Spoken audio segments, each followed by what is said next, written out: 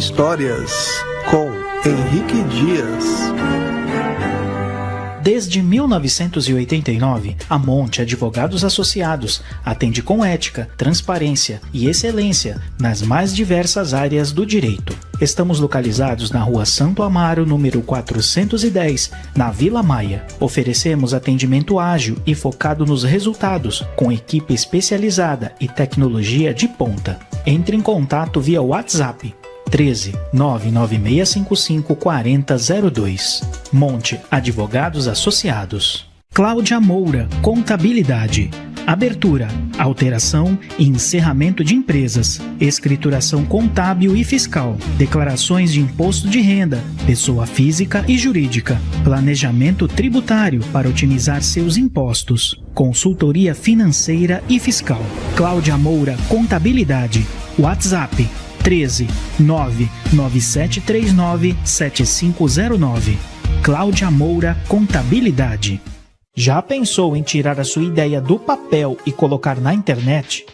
Seja bem-vindo ao Estúdio A, um espaço completo para você criar o seu podcast sobre qualquer tema.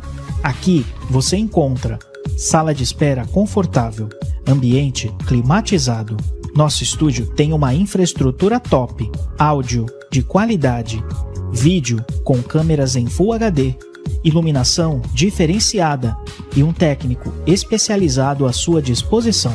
Transmissão ao vivo para suas redes sociais com qualidade surpreendente. Quer dar vida ao seu projeto? Fale agora com a equipe do Estúdio A pelo WhatsApp 13 98110 2874. Estúdio A. Faça o seu podcast decolar. Livraria Edebooks Guarujá, a livraria oficial do escritor Henrique Dias. Em nossa loja virtual, você encontrará toda a coleção dos livros de Henrique, incluindo A História de Guarujá, volume 1 e volume 2, Guarujazando, 130 personalidades da história de Guarujá, e o mais recente livro, O Mínimo que Você Precisa Saber sobre a História de Guarujá. Para entrar em nossa loja, basta digitar em seu navegador edebooks.net. Compre do conforto da sua casa e receba os livros da Livraria Edebooks Guarujá.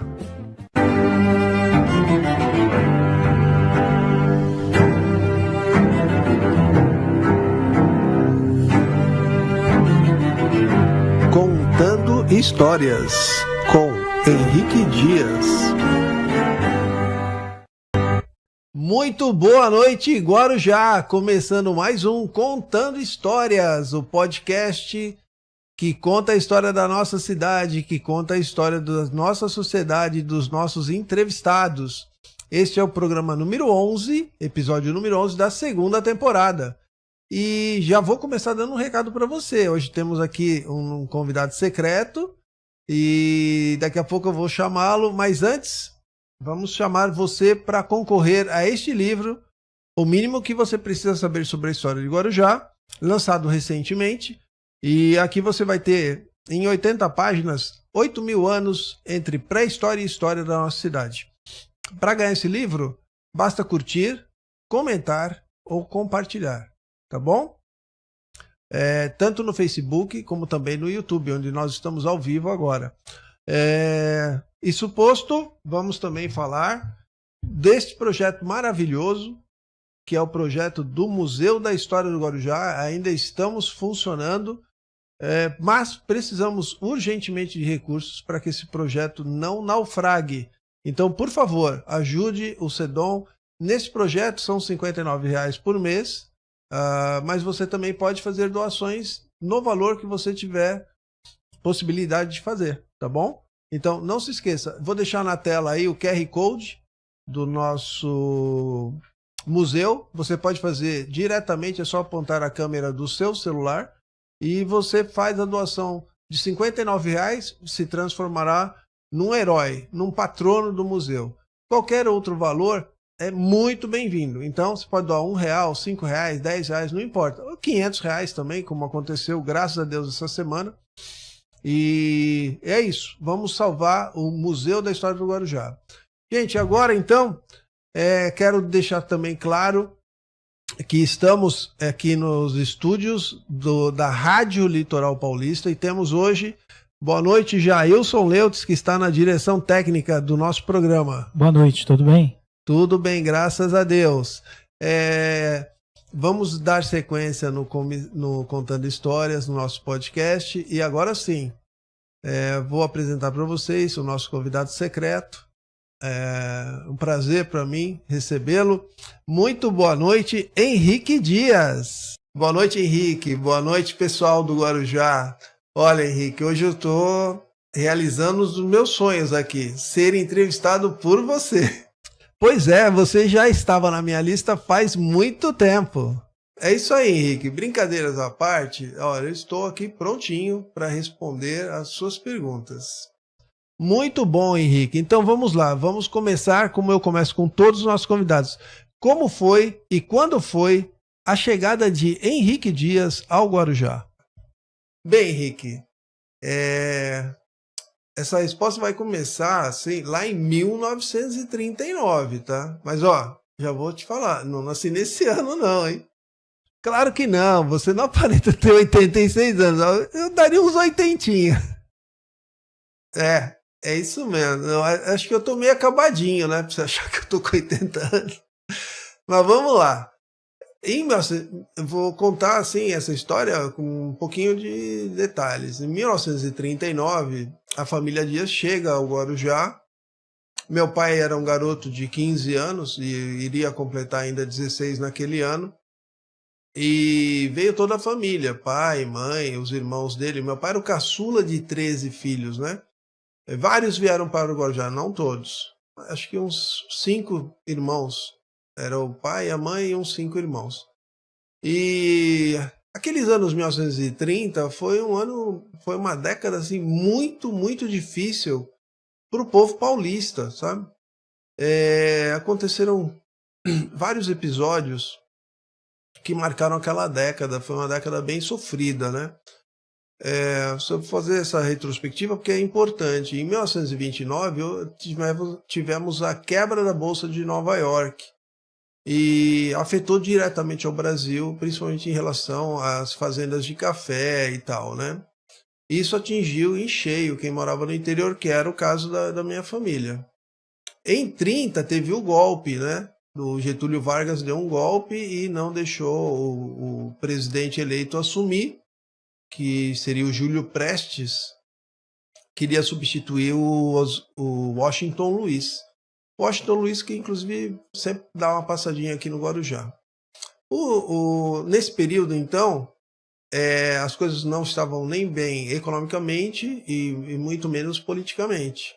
Em 32, o Estado de São Paulo se levanta contra o governo federal. E tivemos a Revolução Constitucionalista de 1932.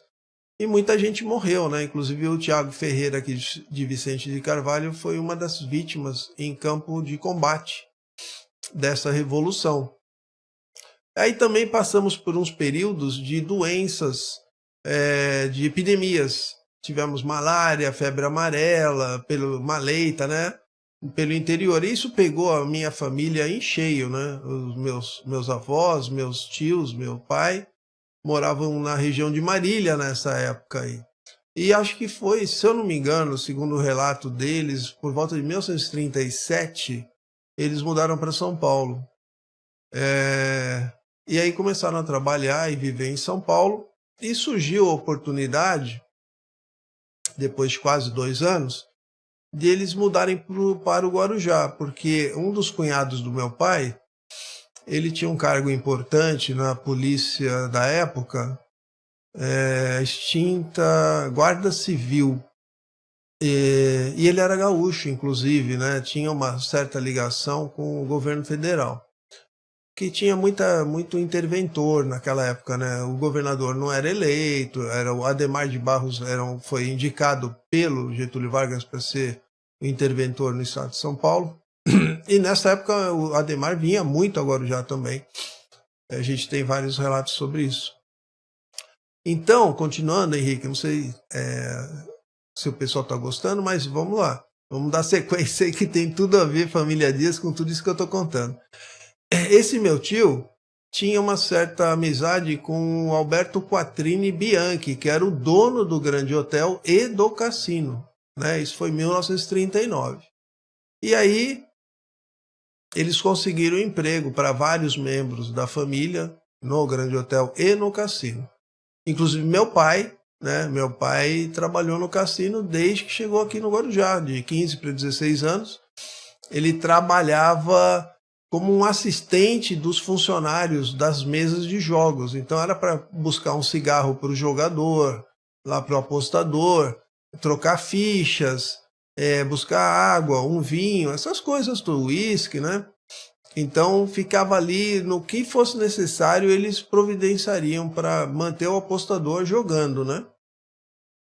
E outros membros da família Dias também trabalharam no Grande Hotel na área da lavanderia ou da cozinha, também na área do que eles tinham uma fazendinha, né? A nossa família era uma família de agricultores, então eles conheciam bem essas coisas de lidar com terra. E ali onde hoje é o Banco do Brasil, na na Mário Ribeiro, com a Rua Brasil, aquela metade daquela quadra ali o Grande Hotel mantinha viveiros com aves, né? Tinha porcos também, tinha algumas hortas, né? Com cenoura, essas coisas, alface, tomate, né? Para ter sempre produtos frescos, né? E de boa qualidade para o Grande Hotel. E parte da minha família também passou por ali, nessa época, no final dos anos 30 e início dos anos 40. Então essa foi, assim, a chegada da família Dias, e eles foram morar no final da Rua Cubatão. Antes do morro tinha uma pequena elevação, assim, que dava uns 4 metros de altura em relação à rua. Tinha até uma escada de pedra ali, eu me lembro quando eu era criança, brinquei muito naquele lugar, bem no encontro da vereador Gelson Mini com a Cubatão. E por ali você tinha uma biquinha mais para trás dessa casa, e tinha à esquerda, você atravessava ali entre os morros, você saía lá na Vila Sônia, ou onde hoje é o estádio do Guarujá, né? Esse caminho também muita gente conheceu e fez, eu ia muito por aí, para ir até a casa de um funcionário do prédio que meu pai acabou sendo zelador nos anos 70. Então eu brincava muito aí com a molecada, ali na Pedra do Queijo e tal. Mas voltando lá a 1939 e 40, eles vieram e se fixaram nessa casa, acho que uns 4, 5, 6 anos depois, eles mudaram para um chalé de madeira que ficava ao lado da Câmara Municipal, na esquina da Rua Petrópolis com a Leomil. Então ali tinha alguns comércios voltados para a rua, e dentro desse espaço, nesse pátio interno, ali tinham 3 ou 4 chalés de madeira que pertenciam à família Siciliano, uma família que muita gente conhece. E o meu pai alugou um desses chalés aí, e ali eles ficaram por cerca de uns 10, 12 anos, se eu não me engano, até meu pai se casar. E basicamente, então, nesse ínterim, acabou tendo um problema que em 1946 foi extinto, né, o jogo de azar no Brasil, através de um decreto-lei do presidente Eurico Gaspar Dutra, que substituiu o Getúlio Vargas. Então ele proibiu o jogo de azar no Brasil em abril de 46. E aí o pessoal teve que se virar. Desculpa, ele teve que se virar e buscar outros meios de sobreviver, né? Então meu pai, por exemplo, ainda solteiro, tinha só 22 anos, começou a trabalhar em cassinos que funcionavam às vezes até clandestinamente, quando faziam uso do jogo de azar. Quando era só o carteado, não. E aí ele foi para São Paulo, chegou a ir para o sul de Minas, foi mais para o interior também, e acabou conhecendo, então, nessas viagens, ele acabou se hospedando no hotel do meu avô, que veio a ser o sogro dele. Meu avô tinha um pequeno hotel em uma estação, ao lado de uma estação de trem na cidade de Glicério, a meio caminho de Bauru, né? Pela Noroeste. Essa ferrovia acho que ainda existe, se eu não me engano, funciona ainda.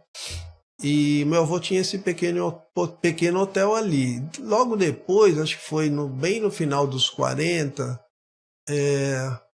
o meu avô comprou umas terras, uma fazenda de 50 alqueires no norte do Paraná. E aí já começa a ficar próximo do Henrique Dias essa história, né? Meu avô mudou-se para lá, o meu avô materno, né? Meu avô português, mudou-se para o norte do Paraná com toda a família. Ele tinha 5 filhos, a minha mãe era a número 2.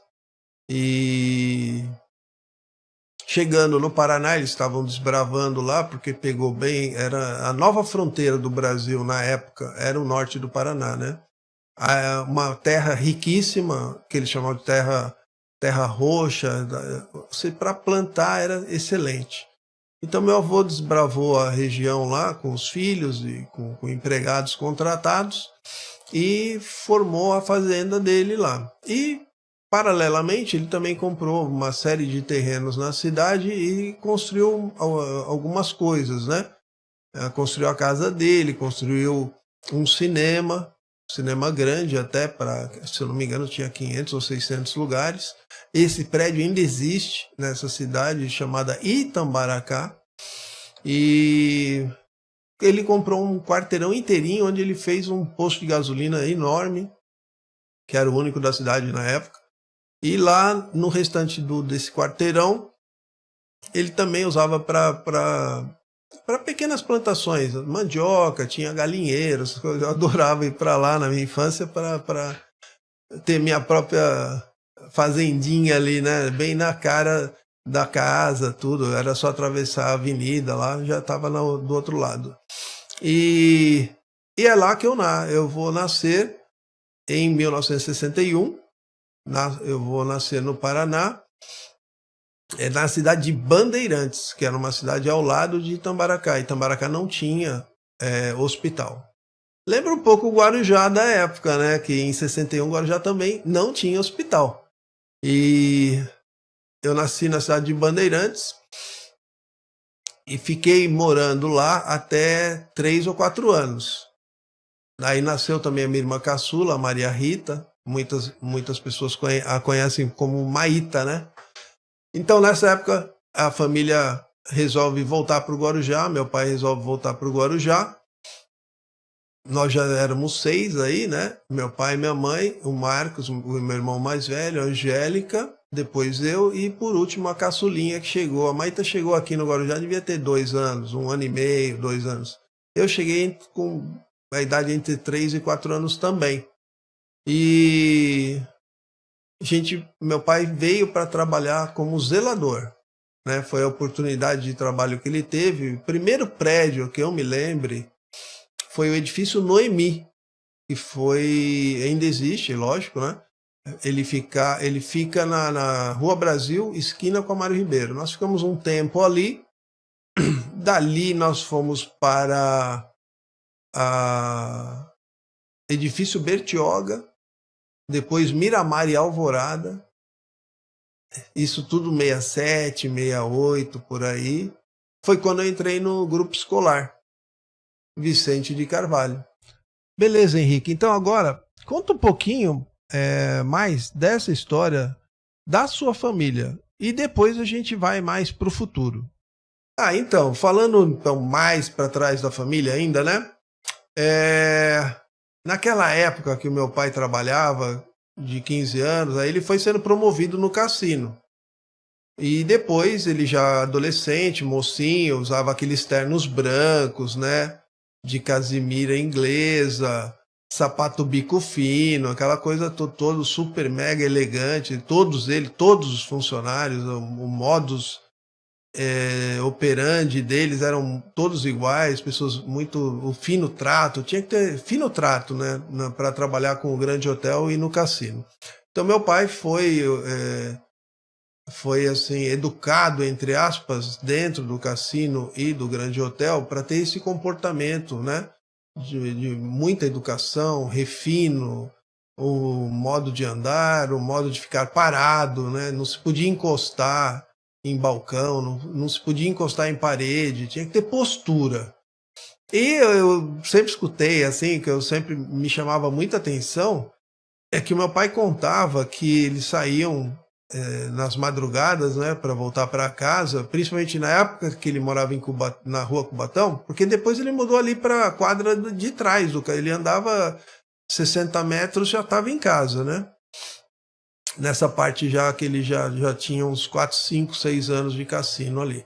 Mas no começo era muito difícil chegar lá no final, na última rua do Guarujá, porque não tinha, passou da Rua Santos, ali da Silvia Valadão, já não tinha mais rua, era caminho, era picada, aí tinha uma pontezinha que atravessava o córrego, que depois acabou sendo canalizado, virou a Avenida Leomil, né? Então ele conheceu tudo isso, ia andando pela picada. Ele falou, às vezes, ele preferia ir pela praia, né? Chegava lá na Rua Cubatão, na última rua, aí lá ele já entrava beirando o morro. Por quê? Beirando o morro sempre tinha mais, os terrenos eram mais sólidos e aí a rua era mais tranquila, mas tudo rua de terra, né? Que rua asfaltada, Henrique, muita gente hoje fica cobrando nas mídias sociais, ruas, que eu moro aqui há 20 anos, não tem asfalto, essas coisas todas. Naquele tempo, rua asfaltada não existia. As primeiras ruas asfaltadas do Guarujá foi um trecho da Mário Ribeiro, em 38, e um trecho da Avenida da Praia, em 38. É um trecho, não era nem a rua inteira. E a maior parte dessas ruas foram sendo asfaltadas ao longo das décadas, né? Então você vê, eu, por exemplo, na década de 80, conheci várias ruas no centro, Pitangueiras, que não tinham asfalto. Ou seja, já tinha passado 90 anos que a cidade tinha sido criada e teve gente que nasceu e morreu em rua de terra. Pois é, Henrique, muita gente não sabe, mas muitas ruas da cidade de Guarujá foram asfaltadas na década de 1980. E a cidade já tinha aí praticamente 90 anos. Então vocês chegam no Guarujá e já em seguida o seu pai começa a trabalhar como zelador? É assim a história? Então, essa minha infância, né? Eu cheguei aqui com 3, 4 anos, aproximadamente, fui morar no edifício Noemi, ali, Mário Ribeiro com a Brasil, como eu já falei. E dali nós fomos para o Bertioga, não, minto, eu falei errado já. Nós fomos para o Miramar e Alvorada, onde tem o Chopp Rally, e já tinha o Chopp Rally nessa época, tinha acabado de abrir, eu era molequinho ainda. Aí dali nós fomos para o Bertioga. Do Bertioga, aí meu pai ficou desempregado. Aí nós fomos morar numa casinha de fundos na Benjamin Constant, naquela curva que sai lá no Correio. E dali nós fomos morar um tempo no Santo Antônio. Moramos acho que uns 8 meses. Acho que, se eu não me engano, aquela rua era Manuel Cabral. Eu falo para todo mundo, morava na vala, tal, porque na frente de casa tinha vala, né? E me lembro muito disso, o Santo Antônio inteirinho sem asfalto, não tinha nada, zero asfalto.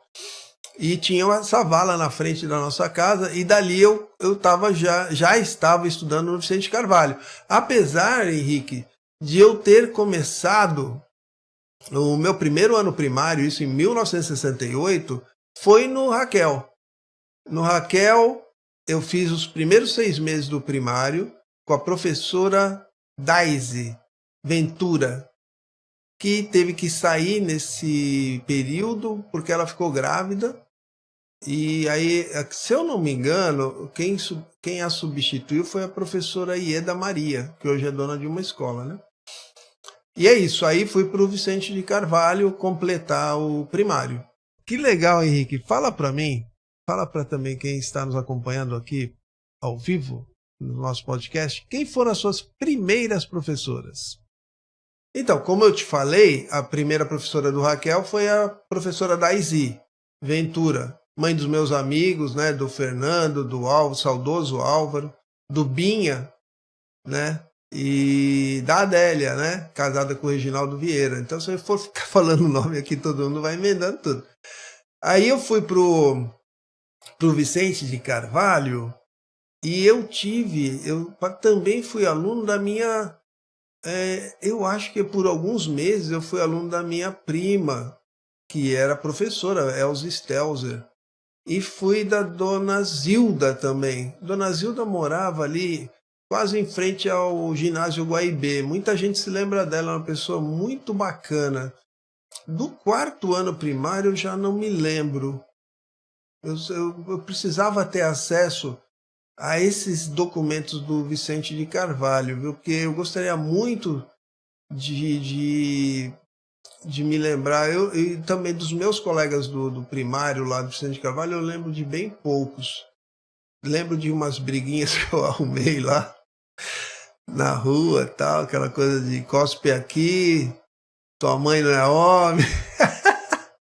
Mas deu para chegar vivo até o ginásio. Aí eu mudei. Você é daquela época que tinha aquele exame de admissão para sair do primário, para entrar no ginásio? Exatamente. Eu fiz parte dessa turma da admissão aí, em 1971. Eu me lembro que no final do ano, a gente tinha terminado o primário, se eu não me engano, eu fui fazer um cursinho preparatório na casa da dona Dirce, da professora Dirce Valério Grácia, que hoje é o nome da escola, e mãe dos meus grandes amigos, né? O Frederico Antônio Grácia, aí, meu irmãozão mesmo. Não posso deixar de falar do Fernando Fernandes também, que estiveram comigo, Henrique, desde o primeiro ano, lá no Raquel. Né? Aí depois eu me afastei deles, porque eu fui pro Vicente Carvalho, aí mudou a turma, mas a gente sempre se encontrava, tal, né? E mantivemos uma amizade até os dias de hoje. A gente sempre fica contando aí, mas nós já estamos completamos esse ano 57 anos de amizade. Esses 3 mosqueteiros aí, eu, o Fernandinho e o Fred. E então fiz parte, sim, desse processo da admissão. Foi muito legal, era lá na garagem da casa da dona Dirce, né? E isso aí, fortaleceu essa amizade com a família toda até hoje. Adoro todos eles, sou muito bem-vindo também. E é isso, mas foi uma luta esse ano aí. Depois eu vou falar sobre mais alguns detalhes sobre 1971 aí, que para mim foi punk. Henrique, olha, estamos chegando na sua adolescência. Conta para nós aqui, o que você andou aprontando, o que você aprontou lá na década de 1970? Então, para falar da adolescência, eu vou então já também responder essa coisa do 1971, né? Foi nesse ano, no setembro de 71, eu fui jogar bola e levei uma bolada bem no rosto, assim, pegou bem em cima do olho esquerdo, né? E foi em frente ali onde meu pai trabalhava, edifício Guaibê, e que até nem falei, né? Depois que a gente saiu de Santo Antônio, meu pai entrou pro edifício Guaibê, onde ficou quase 20 anos e ficou bem marcado na história dos nossos amigos e todo mundo que nos conhecia, o edifício Guaibê. Então eu tava jogando bola ali com a molecada de São Paulo, era um feriadão, né, do 7 de setembro, e levei essa bolada.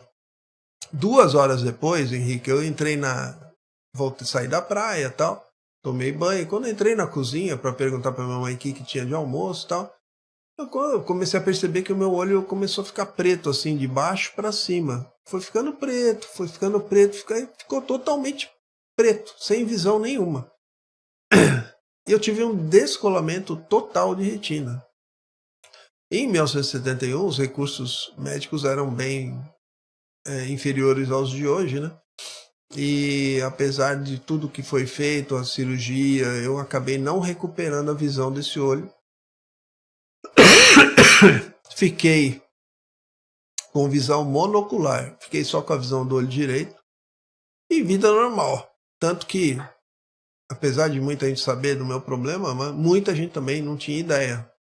Porque eu tinha todas as atividades normais de uma criança, né? Andava de bicicleta, jogava bola escondido, subia morro, descia morro, nadava. inclusive entrei para a natação, fiz parte da equipe de natação, aí já respondendo essa coisa da adolescência aí, que eu aprontei nos anos 70, e vida normal, graças a Deus essa visão era perfeita, então não tive grandes problemas. Alguma adaptaçãozinha aqui e ali, né? E vida que segue. Então os anos 70 para mim foram muito prazerosos, apesar de ter passado por esse dissabor, mas acabou não interferindo em quase nada. E anualmente eu ia para São Paulo nesse médico, que era o melhor médico de olhos do Brasil, Sérgio Lustosa Cunha, e professor da Faculdade Paulista de Medicina, né? E esse cara olhava o meu olho bom todos os anos, exame de fundo de olho, dizia que estava tudo bem, vida que segue, tal. Então todo mês de agosto, setembro, isso ficou muito marcado na minha infância e adolescência. Cara, eu acho que muita gente não sabe dessa história, né?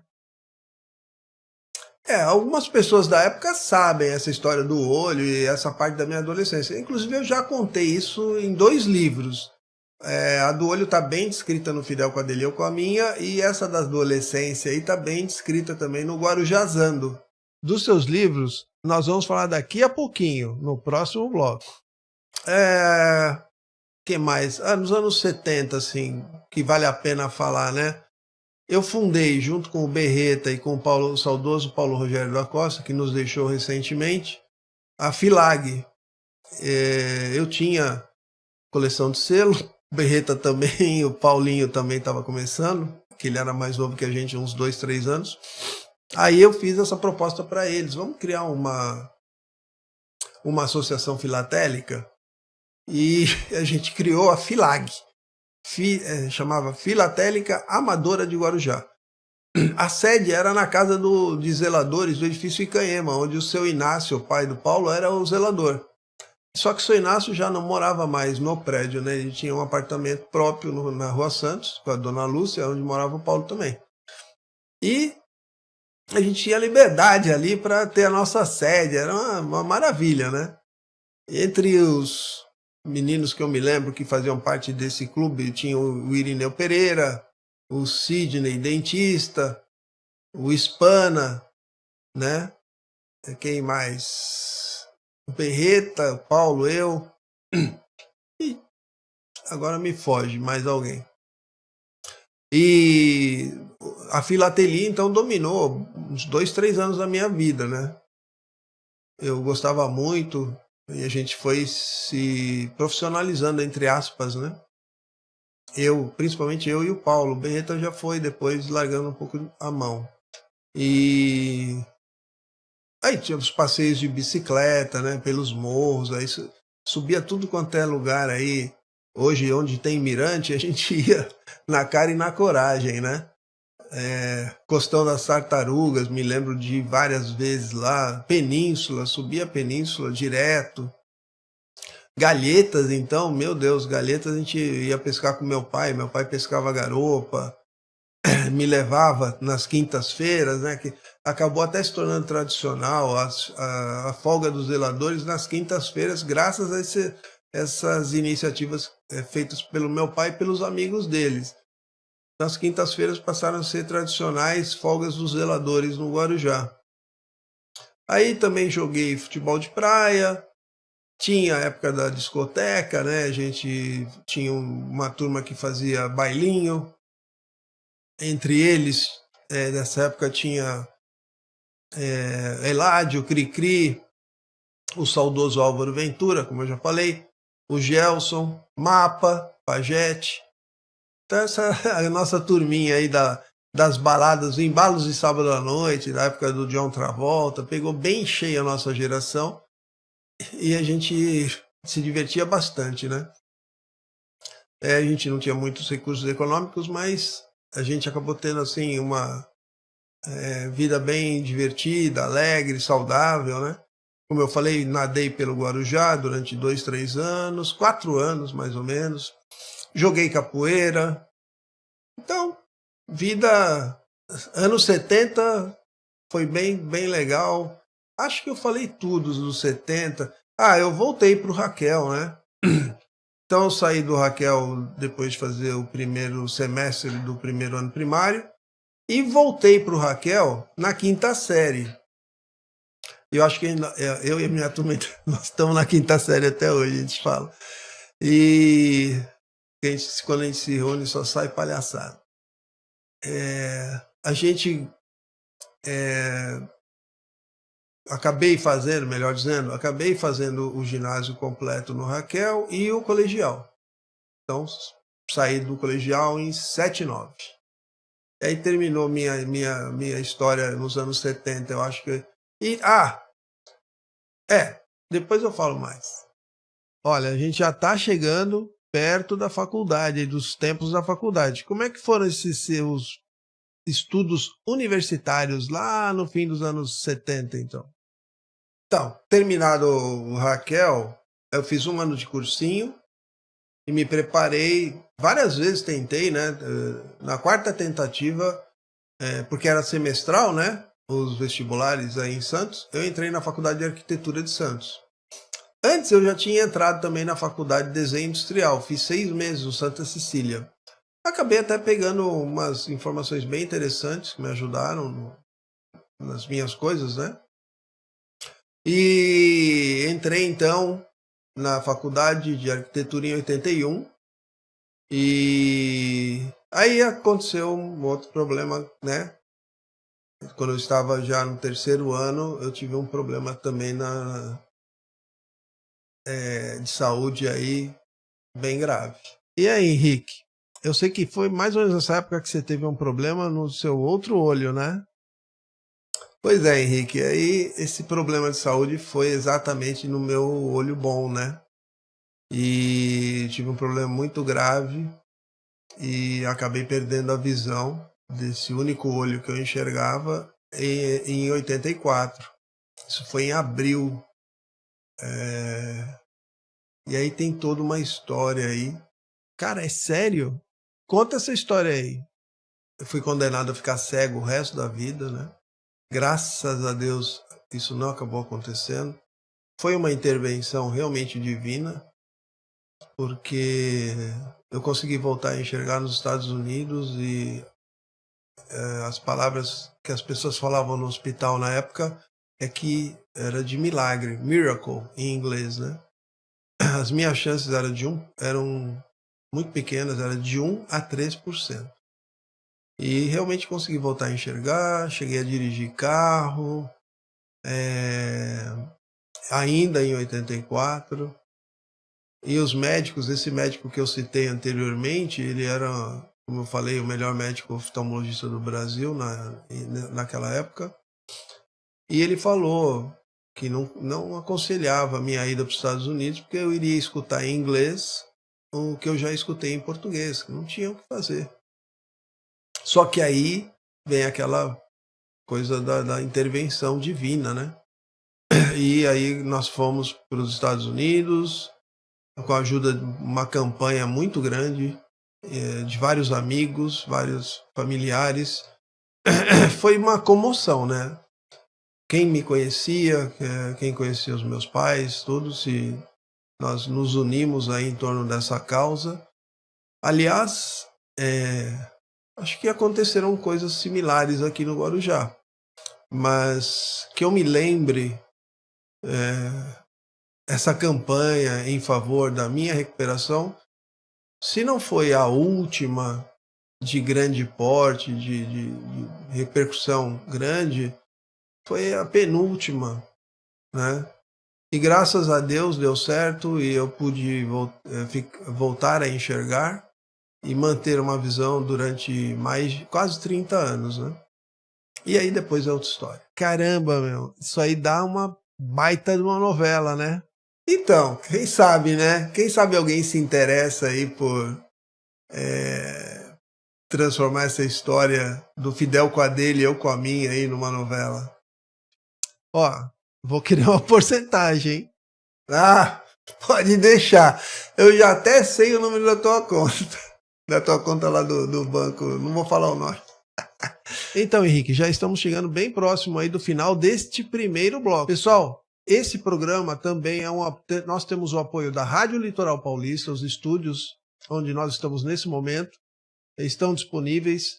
Basta entrar em contato pelo site ou pelas páginas que a Rádio Litoral Paulista possui no Facebook, no Instagram e no YouTube, tá bom? Dá uma procurada e vocês já viram um anúncio que vai aparecer daqui a pouquinho também quando nós trocarmos de bloco. Também somos parceiros da revista Aqui Guarujá e da USC, Uniformes e Comunicação Visual, do nosso amigo Orlando Júnior.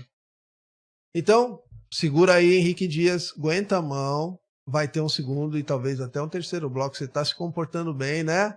Jailson, por favor, vamos colocar a nossa vinheta do próximo bloco de anúncios comerciais. A gente volta daqui a pouquinho, não saia daí. A gente volta já já.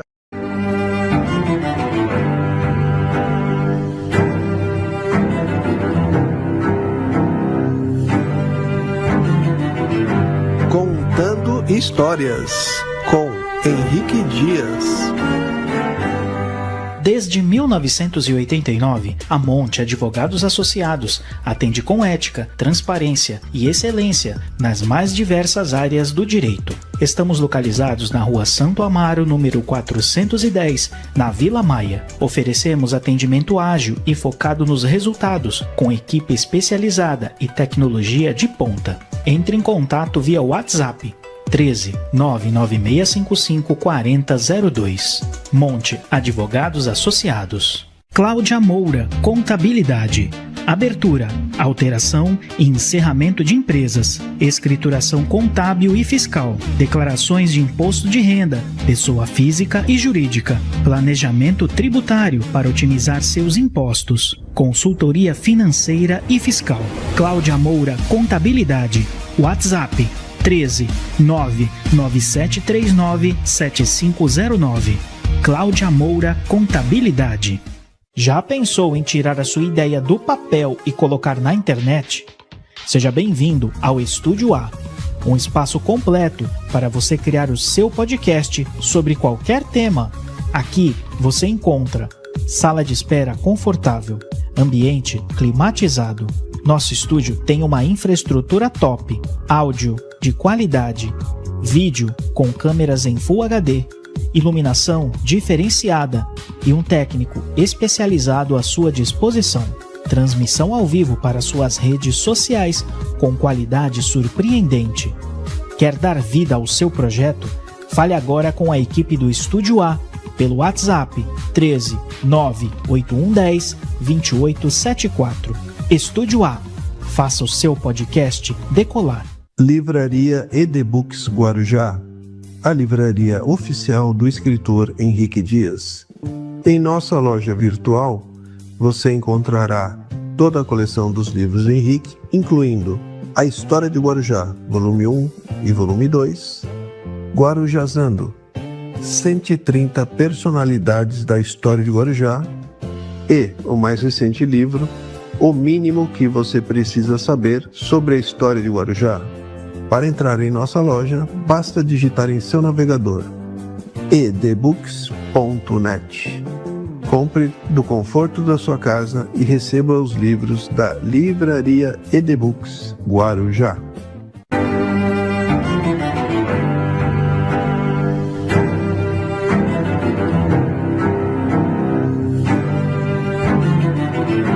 Contando Histórias, com Henrique Dias.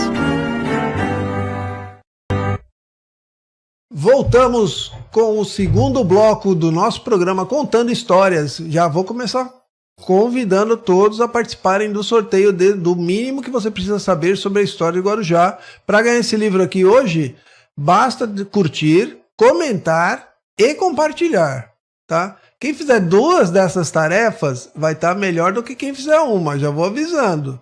Então, ó, curtam, comentem e compartilhem, tá bom? O mínimo que você precisa saber sobre a história do Guarujá. Recente, esse livro tem 6 meses de lançado, 80 páginas, olha que maravilha, ó. Isso aqui dá para ler em 2 horinhas. Aí você vai ficar sabendo toda a história do Guarujá condensada aqui, ó, 8.000 anos de história e pré-história. Gente, não perca essa chance. Vamos continuar aqui com o meu convidado, o Henrique Dias.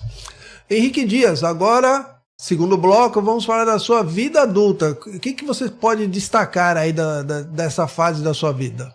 Então,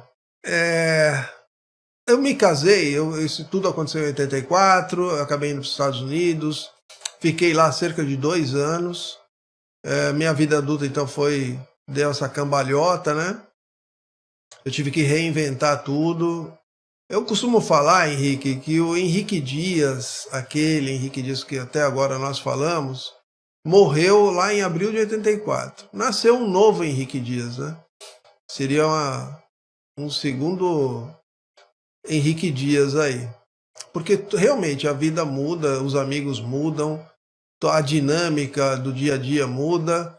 Eu fiquei com uma visão residual, que variava entre 10% e 20%, e tendo que ir várias vezes aos Estados Unidos, eu costumava ir entre 2 vezes a 4 vezes por ano, dependendo da situação, né, da necessidade.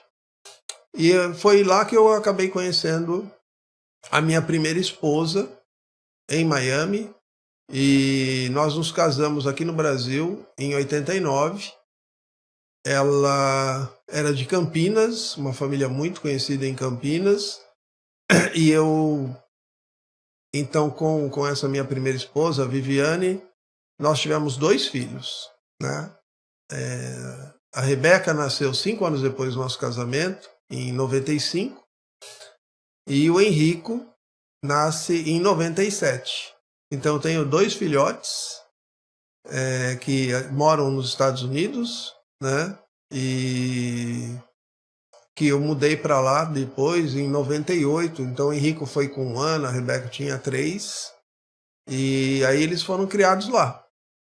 E nessa minha vida adulta, então, só para dar uma pincelada maior, eu vinha da época da faculdade, assim, de 80. Antes de entrar na faculdade, eu comecei a trabalhar com estamparia. Eu estampava camisetas, eu desenhava, eu tinha uma mão boa para desenho, né? Principalmente desenho técnico, mais do que o desenho artístico, não era muito a minha especialidade. Eu dava minhas cacetadinhas, mas o que eu me garantia mesmo era o desenho técnico. Então eu fiz muitas logomarcas, fiz camisetas para algumas empresas aí, e com isso eu pagava a faculdade, né? Trabalhava e estudava, porque eu não conseguia entrar nas faculdades públicas na época, então tinha que trabalhar e estudar. E a faculdade de arquitetura era uma faculdade cara. Hoje eu imagino que ela seja ainda uma faculdade cara. Na época, ela era da 1 da tarde às 7 da noite, eram 6 horas por dia, 5 anos, e aos sábados. Então, você imagina, era um curso caro, né? Os professores, 90% ou eram do Mackenzie ou eram da Belas Artes, e vinham todos, né, para dar aula em Santos também. Então o nível da nossa faculdade era excelente, era muito bom mesmo. E eu praticamente me sinto arquiteto, né? Porque antes de entrar na faculdade de arquitetura, eu tinha feito um curso profissional de desenho de arquitetura. Na época, eu era habilitado a fazer projetos de até 70 metros quadrados. Então, eu podia fazer qualquer projeto que não ultrapassasse a 70 metros quadrados. Uma pequena casa, um pequeno escritório, né? Então, eu tinha o domínio muito bom da técnica. É claro que faltava ainda todo o conhecimento que a gente vai adquirindo num curso superior. Mas como eu cheguei até o 3º ano e eu era meio que líder, assim, monitor de grupo, por já conhecer as técnicas do desenho arquitetônico, eu tive a experiência, por exemplo, de 1983, de trabalharmos no projeto de um túnel submerso entre Guarujá e Santos, cujo trajeto nós fizemos a escolha da Ademar de Barros, emendando com a Saldanha da Gama em Santos. Então nós trabalhamos com todo o mapa dos níveis de profundidade do canal. Foi aí que eu descobri que a profundidade do canal era cerca de 22 metros no ferry boat do Guarujá. e de 2 metros no ferryboat de Santos, né? Então a calha, ela faz uma curva e vai retirando, vai limpando o fundo do canal. Conforme a maré enche e esvazia, ela vai fazendo uma cava na curva, justamente no lado da ilha de Santo Amaro. Então foi aí que eu tive a noção exata do que deveria ser feito, a necessidade de um afastamento maior da boca do túnel no lado do Guarujá do que no lado de Santos, né? No lado de Santos seria muito mais fácil e muito mais tranquilo, mas a gente fez um projeto que nem desapropriação praticamente existiria, né? Dada a essa ligação seca entre a continuidade da Adhemar de Barros, fazendo a curva, já entrando na Saldanha da Gama no sentido Gonzaga. Isso posto, eu estava falando dessa minha atividade na Faculdade de Arquitetura, né? Dos meus conhecimentos, trabalhei também com a estamparia, como eu já falei, e aí eu me casei em 89, e já, como eu precisava ter o meu ganha-pão, eu comecei a trabalhar com agência de turismo. Então, em 1987, a gente fundou a Costeira Turismo, uma agência que durou no Guarujá 12 anos, até 99. E essa agência teve um crescimento bem interessante, que nós abrimos uma Costeira Turismo também na Praia Grande, em 92. Em 91, nós abrimos em Santos. E entre 91 e 92, nós abrimos em São Vicente. Então nós chegamos a ter 4 agências de turismo, que na época era um recorde. Nunca ninguém tinha conseguido chegar a 4, uma matriz e 3 filiais. Então foi assim para mim eu tinha isso como uma tarefa difícil, né? E que me dava também um orgulho muito grande de estar trabalhando de uma forma correta. Lamentavelmente, aconteceu também umas coincidências nesse período. Entre 86 e 94, nós tivemos 5 grandes planos econômicos, né? De cortar 3 zeros e tal. Isso tudo afetava o turismo em cheio, né? Porque a cada plano econômico as pessoas tinham que abrir mão das viagens para poder socorrer outros problemas econômicos da família ou dos seus negócios. Então o turismo sempre ficava num quinto plano, né? Isso atrapalhou muito, e apesar de tudo isso, desses 5 mega planos econômicos aí, que eu me lembro, né? Nós saímos do Cruzeiro para o Cruzado, depois Cruzado Novo, depois voltou para o Cruzeiro em 89, depois Cruzeiro Novo, né? E depois a URV com o Plano Real. Foi bem, e tinha Plano Verão, Plano Bresser, né? Lembra do Risadinha lá, o Bresser Pereira, Maílson da Nóbrega, esses caras marcaram época. Naquele tempo lá, a inflação chegava a 80% ao mês, 2 a 3% ao dia, tempo do overnight, do open market, e não foi fácil, mas ainda assim a gente conseguiu criar toda essa rede que, repito, infelizmente não prosperou de uma maneira melhor, devido a essas influências econômicas que não tinham o que fazer, né? Ainda assim a gente conseguiu sobreviver. Em 98 a minha visão estava muito ruim e eu resolvi então fazer uma planificação de mudarmos a família toda, eu, minha esposa e meus filhos, para os Estados Unidos, devido a que eu também teria que fazer um transplante de córnea. Esse transplante foi feito em novembro de 98, e a minha visão voltou assim a ficar muito boa, apesar de ser ainda residual, apesar de ser ainda entre 10% e 20%, mas me possibilitava até andar de bicicleta. Eu caminhava durante o dia sozinho, ia até o banco, ia na praia, buscava meus filhos na escola e etc. E acabei ficando lá nos Estados Unidos de 98 até 2011, foram 13 anos, né? foi quando eu voltei para o Brasil e aí já logo em seguida, no ano seguinte, eu já fui perdendo a visão de forma definitiva. Então basicamente é essa história da vida adulta aí. Tem muitos mais detalhes, né? Mas para isso também já estou escrevendo um livro que é a continuação do Fidel com a dele e eu com a minha, né? Vou até revelar aqui em primeira mão para você e os seus as pessoas que nos acompanham. Esse livro vai se chamar Dirceu com a dele e eu com a minha. Poxa vida, Henrique, que essa sua história é extraordinária, né? Você passou por poucas e boas. Mas me conta, o que mais que aconteceu? Que tá interessante esse negócio. Pois é, Henrique, foram poucas e boas e vou te falar aí, muitas, viu? Muitas vezes ocorreram essas poucas e boas aí. Mas, assim é a vida, cara. A vida é para guerreiro, né? Então, a vida é a trincheira ali, não desistir, não recuar, né? E enfrentar os problemas, né? Deus colocou a gente no mundo para isso. Se aqui fosse o paraíso, acho que nós não estaríamos aqui.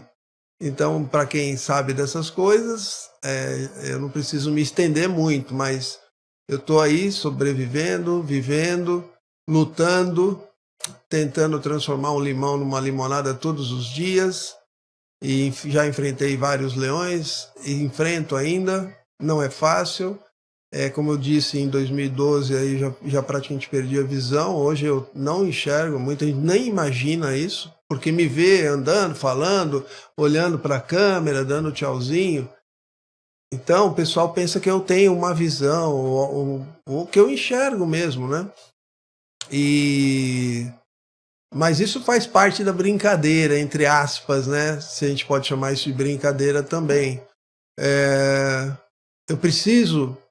E é importante mostrar para as pessoas essa minha força interior, né? Porque eu costumo transformar coisas que são assim tidas como inacreditáveis em algo realmente possíveis. Então essa é a minha luta, reverter esses processos negativos em processos positivos, e é isso que eu venho fazendo atualmente. Né? A partir do momento que eu perdi a visão, resolvi fazer mais uma faculdade. Fiz a faculdade de História durante 3 anos. Não tive nenhuma falta, apesar de constar lá, mas foi um erro do professor. Eu não faltei nenhum dia. A minha média, somando todas as notas do curso, foi 9,87. Eu me dediquei realmente de corpo e alma nessa faculdade, fiz o meu melhor. E percebi naquele momento que a cidade precisava contar com um centro de documentação e memória. Eu não sei se você já quer que eu fale sobre isso. Ah, legal. Como foi essa questão dessa jornada de historiador? Foi nesse momento? Isso mesmo. A história entra aí. A ideia de ter esse centro, né, de documentação e memória, que não tinha, a necessidade de recorrer a pesquisa e não ter onde encontrar documentos, isso foi me transformando num historiador, né? Que uma coisa é ser professor de história, outra coisa é ser historiador. Então a pesquisa passou a ser intensa desde o término da faculdade, um pouquinho antes. Mas vamos estabelecer aí 2015, julho de 2015, eu já vislumbrei essa caminhada da criação do Centro de Documentação e Memória, o CEDOM, né, que toda cidade costuma ter, um arquivo público, né, municipal, ou uma instituição, uma fundação que cuide disso, né? Então, daí eu idealizei e criei o CEDOM, inicialmente, Henrique, de maneira informal, né? Durante 7 anos, eu fiz esse trabalho informalmente, já com essa marca, já com todo um trabalho voltado para essa pesquisa, investindo do meu bolso, 100% do meu bolso, nas pesquisas, nos estudos, aprofundando vários projetos de resgate, né, de histórias, de instituições, de histórias da sociedade, de famílias. E aí fui criando um arquivo gigantesco. Hoje, seguramente, entre documentos, informações de jornais, recortes, né, de jornais de época, fotografias, já ultrapassamos seguramente de 30 mil itens. Ainda tem muita coisa para fazer, porque o meu recorte é de 1890 até 1950, digamos assim. É aí onde eu me aprofundei mais. Eu tenho muita coisa de 1950 para cá. E não tenho muita coisa de 1890 para baixo. Tem alguma coisa, mas não muito. Mas se eu fosse realmente criar equipes de pesquisa, certamente que nós passaríamos de 200 mil documentos, né? Certamente, não tenho nenhuma dúvida disso. Hoje eu mais ou menos sei assim, mensurar o que falta, né? Então, quem sabe um dia esse trabalho fique como um legado para que haja essa continuidade nesse trabalho de pesquisa. Henrique, e o CEDOM oficial, quando é que ele surge? Quando é que ele aparece? Bem, o CEDOM oficial, ele já vem ali na meiuca da pandemia, né? Aquela pandemia que também atrasou muito o meu trabalho, mas ela até eu vou falar uma coisa assim, para mim não foi de todo ruim.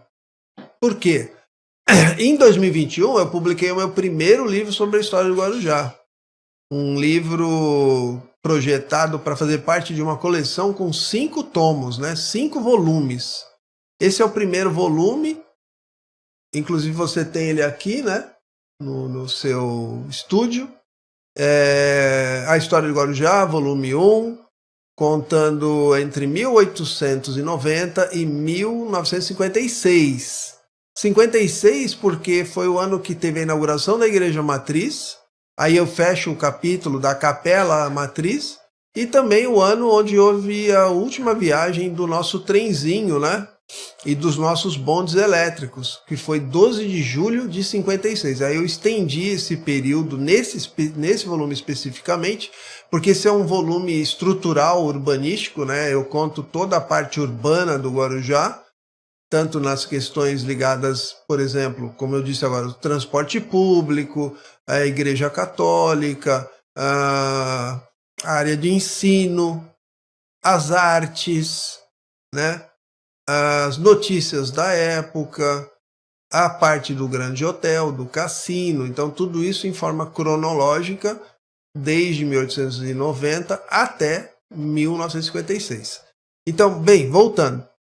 Apesar da pandemia e tal, consegui a publicação desse primeiro livro sobre a história do Guarujá, que na verdade já era o meu 5º livro. O primeiro foi 100 anos de rivalidade, a história de todos os jogos do Brasil e Argentina de 1908 a 2008. É um livro inédito na literatura esportiva do Brasil, nunca ninguém fez, nunca ninguém tinha feito, melhor dizendo, com o prefácio do Celso Unzelt, o maior historiador de futebol do Brasil, né? Muita gente conhece, trabalha nos canais ESPN, várias rádios. O Celso Unzelt é um autor de dezenas de livros de futebol, e ele fez o meu prefácio. E o prefácio dele, para mim, é uma honra e glória ali saber que ele colocou como nunca ninguém escreveu algo tão completo sobre a história dos Jogos Brasil e Argentina, onde eu publico tudo o que aconteceu, todas as estatísticas, todas as notícias, as polêmicas, e resgato a famosa charge dos macaquitos, né? Esse meu livro eu tenho a honra de tê-lo publicado em 2009, e foi a primeira vez, depois de praticamente 90 anos, que essa imagem ressurge. E ela foi falada durante décadas, né? Quem que nunca ouviu falar da história dos macaquitos, uma provocação feita pelos argentinos, né, da parte da imprensa argentina contra a seleção brasileira. Eram chimpanzés vestidos com a camisa do Brasil. E a gente conseguiu resgatar essa imagem na Biblioteca Nacional de Buenos Aires, né? Estivemos em loco, conseguimos resgatar numa caixa lá no fundo de um armário, tinha esse jornal, A Crítica, e La Crítica. E aí nós publicamos isso, foi para mim um evento muito importante. O segundo livro foi o Fidel Quadrilheu com a minha, o terceiro livro foi o Politinzando, a Política Sem Caô, o quarto foi a reedição dos 100 anos mais 10 anos, que foi publicado em 2018, né? Que era os 100 anos de validade mais a atualização. Então era 100 mais 10. Então esse primeiro livro, volume 1, dessa coleção da história do Guarujá, entra em 2021. Juntamente, nesse mesmo ano, eu também lanço o Guarujazando. O Guarujazando é um livro que eu conto muita coisa do que nós estamos falando aqui nesse podcast. Conto toda essa história da filatélica, da época da moto, do tempo da turma da Barra, do futebol de praia, que foi também uma época, assim, para mim, muito boa, muito legal. 4 anos que nós tivemos esse time de praia aí, marcou época na história da praia guarujaense. Tem a parte das escolas, tanto do primário como do ginásio, do colegial. Tem a parte das danças, das discotecas, as viagens que nós fazíamos no nosso tempo. E capoeira também, que como eu falei, eu joguei capoeira. Fui da Caravela Negra. Conheci o mestre Sombrinha lá nos anos 80. Não era o meu mestre, né? Mas a gente respeitava, porque era de uma academia também aqui da Ilha de Santo Amaro. E é isso. Então o Guarujazando foi o meu 6º livro e a gente foi investindo nessa questão do resgate da história até chegarmos então num dia muito bonitinho, né? Dia 22/2 de 2022. Só tem 2 e 0 aí. E você lendo de trás para frente ou frente para trás é o mesmo número, é o palíndromo, né? E a gente funda o CEDOM, uma associação privada sem fins lucrativos, com a missão de resgate, de preservação e de exposição da nossa história. Henrique, conta para nós aqui o que o CEDOM já fez nesses quase 4 anos de existência. Olha, eu vou tentar não esquecer, Henrique, tudo que nós fizemos nesse período. Foram várias atividades. E olha, com pouquíssimo dinheiro, tá? Recursos mínimos. Mas vamos lá. Fizemos exposições, né? Uma durou 8 meses, ficou no Guarujá Center Shopping. Fizemos 4 concursos de literatura histórica infanto-juvenil. Um deles, nós fizemos a entrega dos prêmios semana passada. Esse é o 4º concurso, como eu disse. Já tivemos, somando todos os 4 concursos, cerca de 200 textos que participaram. São crianças de 11 a 13 anos. Todos eles, né, nesses 4 concursos, apesar de ele ser aberto para as escolas privadas, todos os participantes foram das escolas públicas municipais. E a gente premia os alunos da seguinte forma. Primeiro lugar é um tablet, medalha de ouro, um troféu e certificado e um livro. Esse ano ganhou um livro da história do Guarujá. Segundo lugar, uma bicicleta, medalha de prata, certificado e o livro. Terceiro lugar, um skate, também medalha de bronze, certificado e o livro. E do 4º ao 10º lugar, um certificado e um livro. O mínimo que você precisa saber. Esse livro que você vai sortear hoje aí que eu trouxe para vocês. E além desses 4 concursos da exposição, também fizemos o projeto do museu, que foi inaugurado em 22 de novembro de 2024. Se Deus quiser, ele vai completar 1 ano agora, dia 22 de novembro. Estamos fazendo todos os esforços possíveis para que ele não feche. Essa é uma história também que eu preciso contar aqui para vocês. Nós precisamos contar com a ajuda dos nossos cidadãos e dos nossos ouvintes e dos nossos internautas, para cada um de nós colocarmos um tijolinho. Eu já coloquei um monte de tijolinho nessa obra, então eu preciso da ajuda de todo mundo. Além disso, nós fazemos maquetes, nós compramos acervos, nós recebemos acervos em doação. Então você vai até o museu hoje, nós temos uma coleção de maquetes, onde nós temos o prédio do cassino, nós temos o Forte Itapema, nós temos os 2 últimos chalés de madeira que vieram dos Estados Unidos, uma réplica, nós temos a capela original da Vila Balneária, que pegou fogo em 1924, que também veio dos Estados Unidos, foi montada aqui na Rua Petrópolis, onde hoje tem um ponto de táxi ali, quase na esquina da Mário Ribeiro. Temos a primeira balsa, temos aquela famosa carroça de banho que levava o hóspede do grande hotel até a beira d'água para que ele não desfilasse pela praia em trajes menores, né? E você imagina isso em 1900, como que deveria ser, em 1910. E temos também maquete da Praia das Pitangueiras in natura, como ela era no tempo da chegada dos primeiros navegantes aqui, que foi 1502.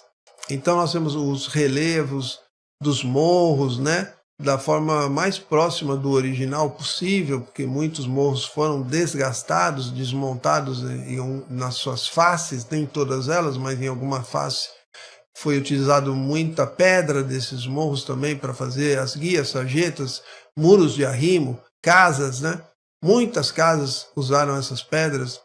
Então houve muita retirada de pedra de algumas faces de morros que circundam ali o centro Pitangueiras.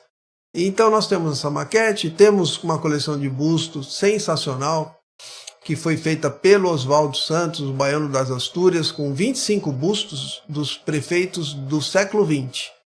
Todos os prefeitos do século XX estão nessa coleção. Temos a coleção também de 16 aquarelas destes prefeitos. Não, infelizmente não temos dos 25, mas temos de 16.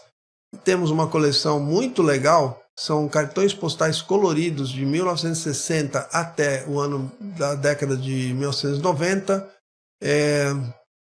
Centenas de fotografias. Temos uma coleção de cartões postais centenários, todos eles do início do século XX. Temos também um aquário onde nós colocamos vários itens históricos, chaveiro do Grande Hotel, premiação e medalhas, placas, parte do acervo do ex-prefeito Rafael Cello, vários itens de escolas públicas municipais e estaduais, como distintivos, cadernetas, um jornal mais antigo que nós temos da Estância de Guarujá, de 1953, também está lá o exemplar em exposição. Temos vários livros de autores também que escreveram sobre a história do Guarujá, documentos, e por aí vai. Henrique, qual é a mágica? Como é que o Sedom faz para sobreviver? Como é que vocês conseguem contar a história do Guarujá? Então, Henrique, esse é um problema. Contar essa história é bem delicado, tá? É ruim de falar sobre algumas coisas, porque eu posso magoar algumas pessoas, né? Porque às vezes quando a gente fala verdades, e elas realmente são verdades que são comprováveis, né? Comprovadas, isso pode incomodar algumas pessoas. Então, nós estamos, como eu disse, fazendo um trabalho que nunca foi feito, da forma como nós fazemos, nunca foi feito. Algumas pessoas tentaram fazer, mas não conseguiram, né? E não conseguiram pelos mesmos problemas que nós enfrentamos até o presente momento. Falta de apoio, né? Falta de consciência, seja do poder público, seja da sociedade. Então, a nossa cidade, o nosso município, a nossa ilha de Santo Amaro, tem uma história riquíssima. É uma história hoje desde 1502, então nós estamos falando de 523 anos de história. E mais que isso, nós temos uma pré-história fantástica, né? Que, segundo as pesquisas feitas pela USP, remontam 6.000 anos, que são, aqui viveram os povos dos sambaquis. Nós temos, inclusive, no nosso território, o maior sambaqui do mundo. Ele tem 400 metros de extensão por 100 de largura e também mais ou menos 100 metros de altura, sendo que 70 metros já estão submersos no mangue, que fica ali próximo ao rio Crumaú. Isso posto, então você veja, era para que nós tivéssemos aqui várias instituições que cuidassem do resgate, da preservação, da exposição da memória do Guarujá. E nós só temos o SEDOM. Como eu disse, outras pessoas tentaram fazer. Tentaram fazer museu, não conseguiram. Tentaram fazer centro cultural, não conseguiram. Tentaram estabelecer uma linha direta com a sociedade para cessão de acervos pessoais, para que houvesse assim a geração de um acervo municipal também. Isso não prosperou, né? Então hoje nós temos sim uma instituição que já tem uma base e que já tem um museu. É um museu assim acanhado? É um museu acanhado, mas é o que temos. É um museu que alguns já disseram, não, parece uma garagem. Sim, mas é ali que nós estamos estacionando a história do Guarujá, que está ao nosso alcance. Agora, se todo mundo ajudasse um pouquinho, Henrique, as coisas ficariam mais fáceis, né? Existem maneiras de que dentro da administração pública algumas portas sejam abertas. Mas para isso eu preciso contar com o apoio da sociedade. A sociedade precisa visitar o museu, a sociedade precisa conhecer a sua história, a sociedade precisa ler livros, né?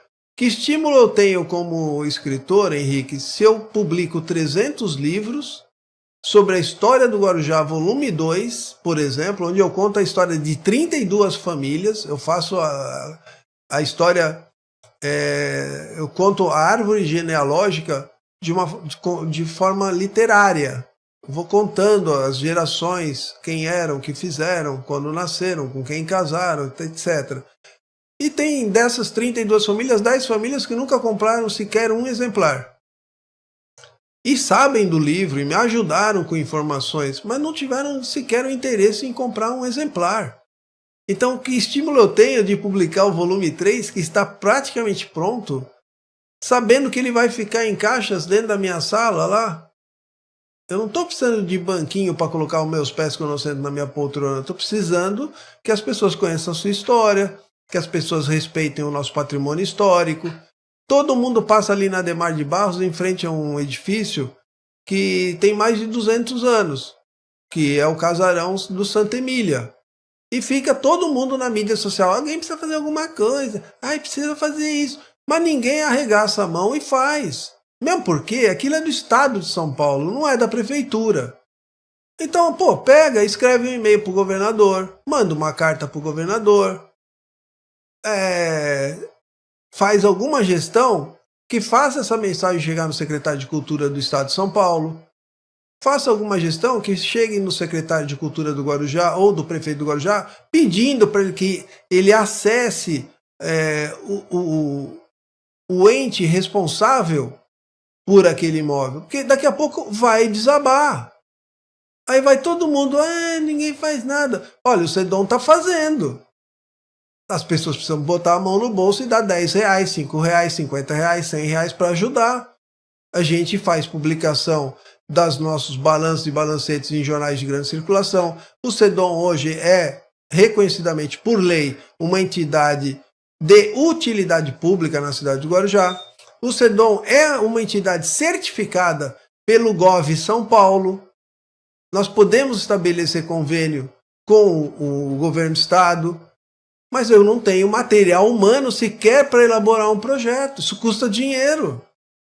Para fazer um projeto para pedir para o governo do estado ou para fazer parte de um edital das leis de incentivo à cultura no Brasil, não é assim, de graça. Tem gente que cobra para isso. Eu não tenho dinheiro, não tenho recurso. Eu tenho malemar, como se diz no interior, malemar eu tenho para fazer o que eu tenho feito.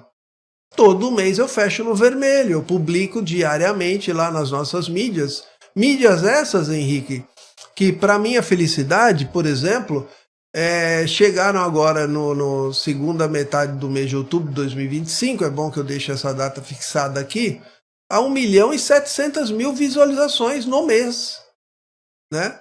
Então o nosso trabalho está tendo visibilidade. Só que você pergunta para muita gente, fala, não, nunca ouvi falar do museu. Aí como é que eu faço? A maioria da população do Guarujá nunca ouviu falar no museu. Então eu tenho que puxar a orelha da imprensa local, tenho que puxar a orelha de algumas entidades públicas, né, que fazem parte de toda uma rede que precisam divulgar o museu. Porque o difícil a gente conseguiu fazer, que foi montar e abrir o museu. Agora as pessoas precisam levar suas crianças das escolas públicas lá, as crianças das escolas particulares. Esse ano nós passamos o ano inteiro, eu só recebi uma classe de uma escola pública, do Perequê. Agradeço inclusive a gestão da Débora Bombachi, que fez essa ligação, que acompanha nosso trabalho há muitos anos. Mas, poxa vida, nós temos 34.000 alunos. Para isso foi criado o museu. Então, gente, pelo amor de Deus, tem que ajudar, né? Essas são as dificuldades que eu encontro diariamente. Não são as dificuldades da pesquisa, não são as dificuldades de encontrar acervo. São as dificuldades que eu tenho de encontrar recursos para fazer isso. E olha, eu estou falando de pouco dinheiro, gente. Hoje nós poderíamos ter um museu de forma permanente com cerca de R$20.000 mensais. É o salário de um secretário da nossa cidade. A nossa cidade tem dinheiro para isso. Precisa estabelecer uma maneira de criar esse recurso dentro do orçamento. Para isso nós temos que chamar os nossos vereadores, orientá-los. Eu converso com todos, já fui à tribuna da Câmara 3 vezes. Eu mando ofício solicitando recursos todos os anos, mas eu preciso que a sociedade me dê um suporte também. Eu sou voluntário, deixar isso bem claro aqui, hein? Eu sou voluntário, só que eu sou um voluntário diferente, eu pago para ser voluntário. Porque quando falta recurso no SEDOM e eu não tenho como fugir daquele compromisso, eu pago, que é o caso da premiação dos estudantes que ganham os prêmios que eu citei. Esse ano mesmo eu coloquei no meu cartão de crédito a bicicleta. Então agora eu tenho que rezar para nos próximos 30 dias algum abençoado me ajudar a pagar a bicicleta. Né? E desculpa eu ter que falar assim, muita gente pode interpretar de maneira negativa a minha fala, mas é que, gente, pelo amor de Deus, eu estou trabalhando de graça para todo mundo. Eu estou recuperando história que não é a minha história. Aliás, eu nem nasci no Guarujá, eu amo essa cidade, eu amo o Guarujá, eu amo a parte da ilha de Santo Amaro como um todo, né? A geografia, a natureza. Eu amo a estrutura urbana também, porque eu fiz arquitetura, eu conheço um pouquinho do que eu estou falando. Só que, pelo amor de Deus, né? Eu sou um cara que está sem enxergar, estou tomando conta de fotografia para vocês enxergarem. E vocês estão virando as costas para o museu. Foi o que eu falei lá na Câmara. Se o Museu de Guarujá, da história do Guarujá, que nós temos hoje, pudesse falar, eu tenho certeza que a frase que ele falaria seria assim, ó, não me desperdicem. Não me desperdicem. Porque em 132 anos de história urbana nunca aconteceu um museu. Olha, para que vocês saibam, em 1965, há 60 anos exatamente, foi criada uma lei municipal criando o Museu do Guarujá. Por isso que eu falei que muita gente já tentou. Essa lei está disponibilizada aí no site Leis Municipais, por exemplo. Entra lá no Leis Municipais, põe lá, Museu Guarujá 1965. Você vai ver, ela é de 25 de março de 1965, prefeito Domingos de Souza. O que aconteceu com a área doada para criar o museu? Criaram o mercado de peixe. É isso. Parte dela ainda está lá, disponível, 800 metros quadrados aproximadamente. Mas tem algum projeto atual? Não, não tem. Passou 20 anos, o Jaime Dage anunciou, olha, deixei tudo pronto para o museu acontecer, hein? Já está tudo, só falta a Câmara aprovar. A Câmara não aprovou. Nem o Jaime Dage, que fez tanta coisa pelo Guarujá, conseguiu fazer um museu. O Domingos Souza e o Jaime Dage, nascidos em Guarujá, hein? Filhos da terra. Não conseguiram. Outros historiadores também que trabalharam duro, deram sangue aí para tentar fazer o museu, não conseguiram. A gente conseguiu. Agora a gente vai jogar esse fora, porque falta um mês para fechar o museu, se vocês não ajudarem. Para isso eu até peço, Henrique, coloca na tela aí o QR Code do museu, coloca o e-mail para as pessoas fazerem doação. Passem no museu, comprem livros, levem para os seus filhos, para os seus netos. Contem a história do Guarujá, tem vários tipos de literatura lá, tem as literaturas mais sofisticadas, né, mais históricas, tem o mínimo que você precisa saber, são 80 páginas só. Ali tem um resumo da história, tanto da pré-história como da história da cidade, a lista de todos os prefeitos, a lista de todos os segmentos econômicos desde 1502, né, os sítios que nós tínhamos aqui, que hoje ainda permanecem os nomes deles, sítio Paicará, sítio Itapema, sítio Mato Grosso, sítio da Cachoeirinha, né, sítio do Outeiro, sítio da Várzea Grande ou Várzea Grande, tem vários, né? Outros desapareceram, né? Como o sítio Paciência, que era o maior sítio aqui da nossa região, que era metade da Praia da Enseada. Mas o sítio da Conceiçãozinha é dessa época. Estou falando de 210 anos já, né? Quando foi feito esse levantamento em 1817. Agora já tinha apenas 48 propriedades, 48 sítios. Hoje são milhares de propriedades, né? A gente acho que nem o pessoal do cartório saberia dar um número exato e preciso, né? E é isso, nós estamos na luta diária para manter todo esse trabalho de pé. Não podemos perder essa oportunidade histórica. Eu estou nisso há 10 anos, uma dedicação de 10 anos. Pretendo ficar vários anos mais, mas eu preciso ter uma retaguarda, eu preciso ter um apoio, eu preciso ter um estímulo. Preciso que as pessoas visitem, conheçam o nosso trabalho, que elas leiam os livros, né? Comprem, dê de presente, vai dar um presente, dá um livro da história do Guarujá. Digo mais, a maior biblioteca do mundo, Henrique, em fevereiro do ano passado, comprou o volume 1 da história do Guarujá. Hoje ela está disponível na maior biblioteca do mundo, que é a Biblioteca do Congresso dos Estados Unidos. Quem quiser pode olhar pelo site, ou quem morar em Washington pode ir lá e na sala Anderson, na sala Adams, melhor dizendo, na Adams e na Jefferson. Está lá o livro. Vá aqui numa biblioteca do Guarujá, você não vai achar. Não dá para acreditar um negócio desse, né? Eu tenho um baita de um orgulho de dizer que meu livro foi comprado pela maior biblioteca do mundo e eu tenho que ficar de cabeça baixa quando alguém me pergunta, tem na biblioteca do Guarujá? Eu falo, não, que eu saiba não tem, não compraram. Então, que estímulo que nós estamos tendo, né? Trabalhando para quê? Para quem?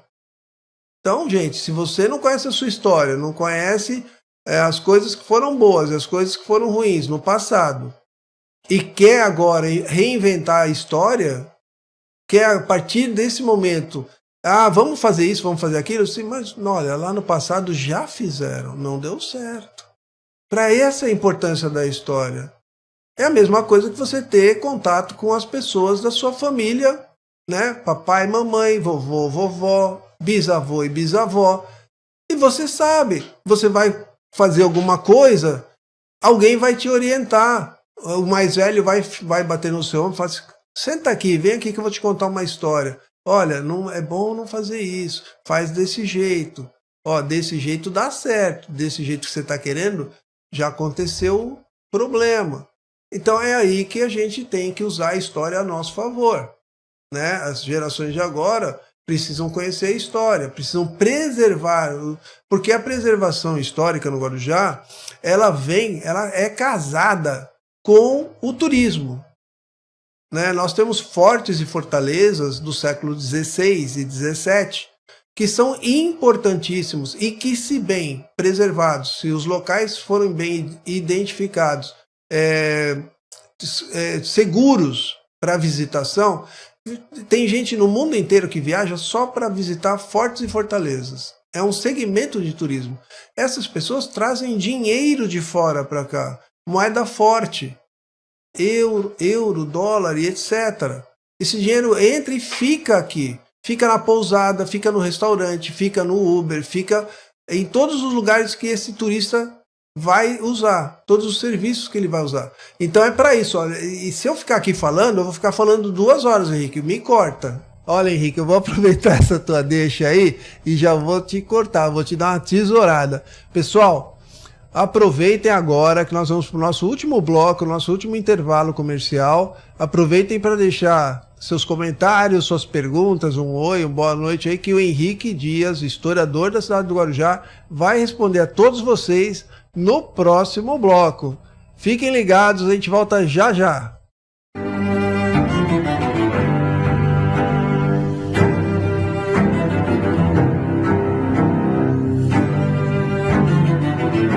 Contando Histórias, com Henrique Dias. Desde 1989, a Monte Advogados Associados atende com ética, transparência e excelência nas mais diversas áreas do direito. Estamos localizados na Rua Santo Amaro, número 410, na Vila Maia. Oferecemos atendimento ágil e focado nos resultados, com equipe especializada e tecnologia de ponta. Entre em contato via WhatsApp 13 99655 4002. Monte Advogados Associados. Cláudia Moura, Contabilidade. Abertura, alteração e encerramento de empresas, escrituração contábil e fiscal, declarações de imposto de renda, pessoa física e jurídica, planejamento tributário para otimizar seus impostos, consultoria financeira e fiscal. Cláudia Moura, Contabilidade. WhatsApp 13 99739 7509. Cláudia Moura, Contabilidade. Já pensou em tirar a sua ideia do papel e colocar na internet? Seja bem-vindo ao Estúdio A, um espaço completo para você criar o seu podcast sobre qualquer tema. Aqui você encontra sala de espera confortável, ambiente climatizado. Nosso estúdio tem uma infraestrutura top, áudio de qualidade, vídeo com câmeras em Full HD, iluminação diferenciada e um técnico especializado à sua disposição. Transmissão ao vivo para suas redes sociais com qualidade surpreendente. Quer dar vida ao seu projeto? Fale agora com a equipe do Estúdio A pelo WhatsApp 13 98110 2874. Estúdio A. Faça o seu podcast decolar. Livraria Edebooks Guarujá, a livraria oficial do escritor Henrique Dias. Em nossa loja virtual, você encontrará toda a coleção dos livros de Henrique, incluindo A História de Guarujá, volume 1 e volume 2, Guarujazando, 130 personalidades da história de Guarujá, e o mais recente livro, O Mínimo que Você Precisa Saber sobre a História de Guarujá. Para entrar em nossa loja, basta digitar em seu navegador edebooks.net. Compre do conforto da sua casa e receba os livros da Livraria Edebooks Guarujá.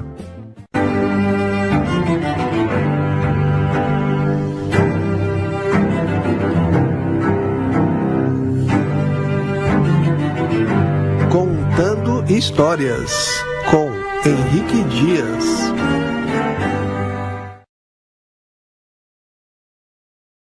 E voltamos para concluir e encerrar o terceiro bloco do Contando Histórias. Hoje no episódio especial, entrevistando o historiador Henrique Dias. Agora vamos passar para a parte de comentários e perguntas. Jailson, nós temos comentários e perguntas? Tem sim, Henrique. Então vamos fazer o seguinte. Faz um ping-pong com o nosso entrevistado. Você vai falando aí, ele vai respondendo aqui. Beleza? Agora, precisamente 20 horas e 35 minutos. Vamos lá, Jailson, é com você. Então, Henrique, eu tenho comentários aqui do YouTube e do Facebook, tá? Eu vou fazer a leitura primeiro aqui do YouTube. Vamos lá.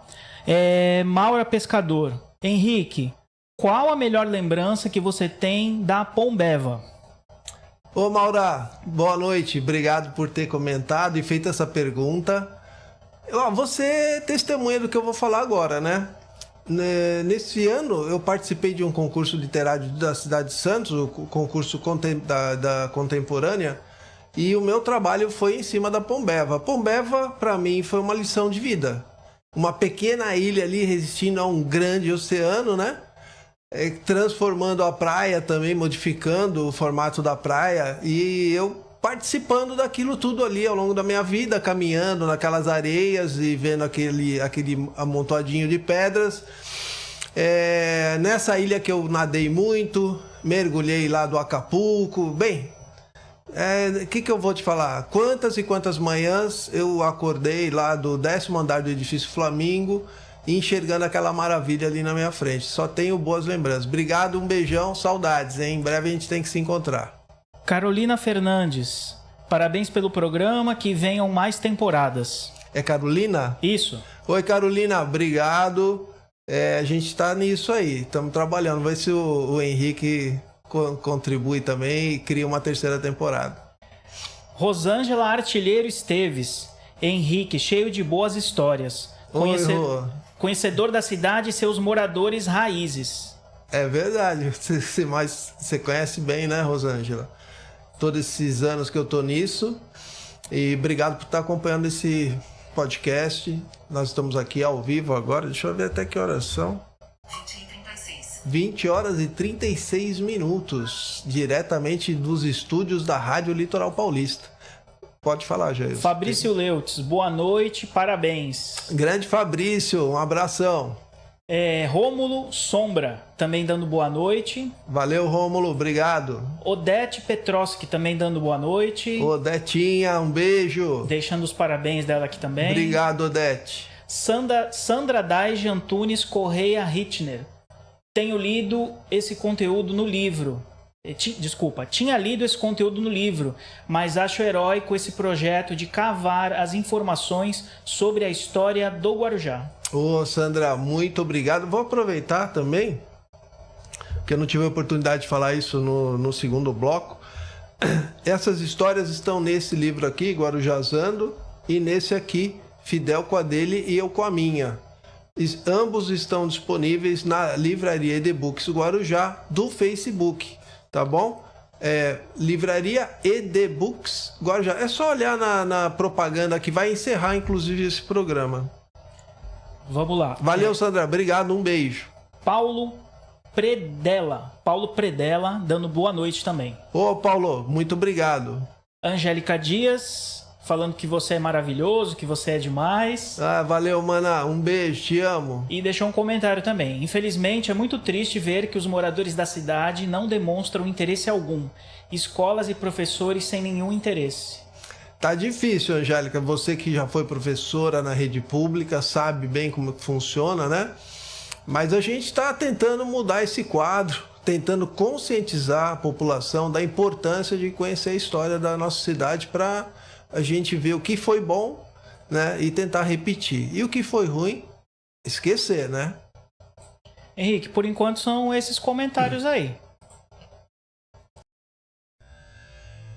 Jailson Leutz, agora é com você. Você já totalizou aí a soma de comentários, curtidas, compartilhamentos do Face e do YouTube? Já sim, Henrique. E quanto que foi o total? Ao total aqui, 44. 44. Então, Henrique Dias, você tem que escolher do número 1 ao 44 para sabermos quem vai levar o mínimo que você precisa saber sobre a história do Guarujá, o seu mais recente livro. Pode escolher de 1 a 44. 44. Olha, eu vou escolher um dia que eu nasci, dia número 17. 17. Vamos lá, Henrique. 17 Quem levou aí o livro foi Rosângela Artilheiro Esteves. Opa, olha aí, Rosângela, deu legal, olha, tá aqui o mínimo. Vamos combinar essa entrega, tá bom? Eu não me lembro se você já adquiriu, mas se não, tá aqui. Vou fazer uma bela dedicatória para você. Muito obrigado e parabéns! Meus parabéns! Olha aí, mais uma pessoa que leva um livro da Livraria ED Books. Olha, você vai poder retirar o seu livro lá no Museu da História do Guarujá, Rua do Contorno 656, no centrinho, ali ao lado do supermercado Joia. Bem, e com esse sorteio nós vamos encerrando mais um Contando Histórias. E como é tradicional aqui no nosso programa, quem encerra é o nosso convidado. Da minha parte, gente, muito obrigado. Fiquem todos com Deus e até o próximo Contando Histórias. Henrique, agora é com você. Henrique, fecha o programa para mim. Obrigado, Henrique, mas primeiro eu vou te dar um puxão de orelha, tá? Eu falei para nossa ganhadora que eu vou fazer a entrega. Aí você falou que tem que passar no museu. Precisamos deixar isso mais claro aí. Rosângela, vai na minha, tá? Vai na minha. Deixa esse cara para lá. Olha, só tenho a agradecer a você, Henrique. Parabéns por esse tipo de programação, esse podcast sensacional que você com a sua equipe desenvolveram e criaram esse projeto. Já estão na segunda temporada. Espero que cheguem a dezenas de temporadas, dezenas de programas. Esse, se eu não me engano, você me disse que é o 23, né? 23º. Quero agradecer a equipe da Rádio Litoral Paulista, na figura do diretor técnico, o Jailson Leutz. Todo esse programa aqui foi obra dele, engenharia dele. Você que quer ter um podcast, um programa semanal, procure a Rádio Litoral Paulista, entre em contato, tem em todas as mídias sociais, é só colocar Rádio Litoral Paulista, você vai chegar no Jailson e vai poder fazer o seu trabalho aqui num estúdio geladinho. Ó, tô até com blusinha de frio hoje, não tá tão quente, né? E é isso, gente. Feito toda essa parte de agradecimento, assim, eu acho que eu já falei tudo que eu tinha para falar durante o programa, né? Eu espero realmente, o que eu acabei de falar para a Angélica, minha irmã, que fez um comentário, que as pessoas se conscientizem, né? Que as pessoas tenham essa consciência da necessidade da gente realmente tomar conta da nossa história, né? Porque um povo que não tem história, ele não tem assim nenhum tipo de planejamento futuro. O futuro passa a ser um destino, né? Essa frase, inclusive, eu recebi essa semana do prefeito de Maringá, através do José Renato Monte, amigo nosso também, que alguém que não planeja tem um destino, e alguém que planeja tem um futuro. E é isso aí. Nós precisamos replanejar, reordenar as coisas, né? A nossa cidade tem uma geografia maravilhosa, mas infelizmente a parte urbana está realmente precisando de ser replanejada, né? As pessoas precisam ter essa consciência. Cada boa ação que qualquer um de nós, somos 300 mil habitantes, qualquer pedacinho de papel que as pessoas peguem do chão, eu não tenho nenhuma dúvida, a cidade vai acabar ficando mais bonita em poucas horas, né? Quem cuida, quem ama cuida, não tem esse ditado aí de alguém que, graças a Deus, saiu recentemente das nossas vidas? Mas é isso, a gente tem que cuidar, gente, tá bom? Olha, um grande abraço a todos, felicidades. Henrique, e pode falar, Jesus. Tem um último comentário aqui do Nelson Olmos. Nelson Olmos, ele comentou: profundo conhecedor das histórias do Guarujá. Ô Nelsinho, muito obrigado, amigo também de infância e juventude, cuja família foi proprietária de uma das lojas mais icônicas da ilha de Santo Amaro, a Felicite, ficava embaixo do edifício Guarujá, todo mundo se lembra. Grande abraço, Nelsinho. E é isso, eu vou me despedir. Fiquem todos com Deus, muito obrigado e até o próximo Contando Histórias. Até lá!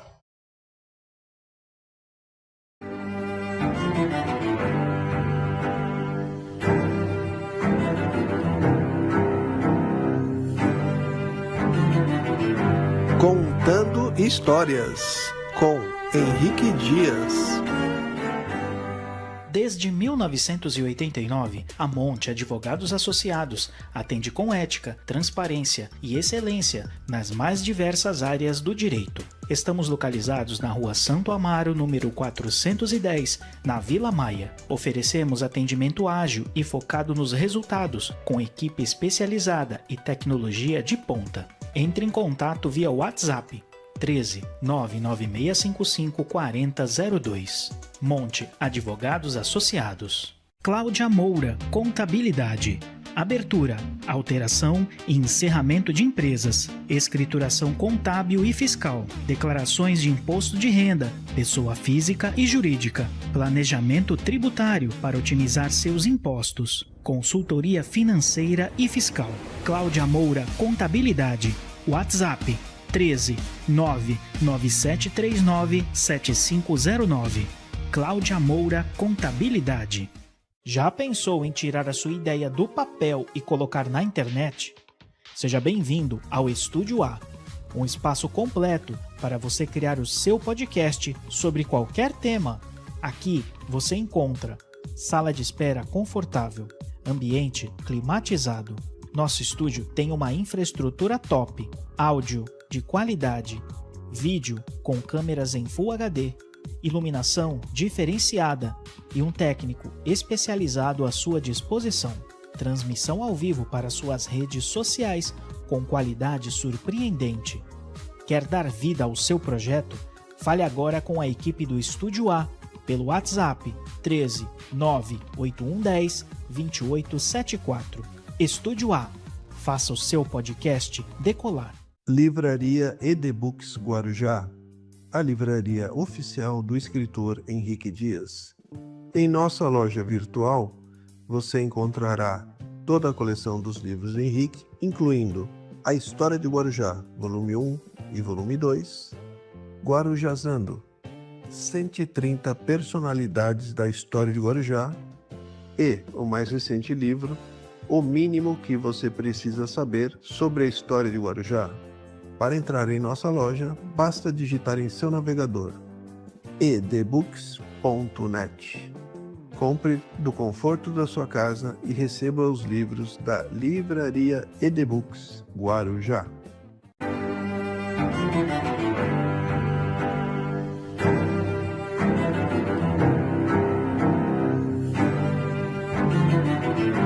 Contando Histórias, com Henrique Dias.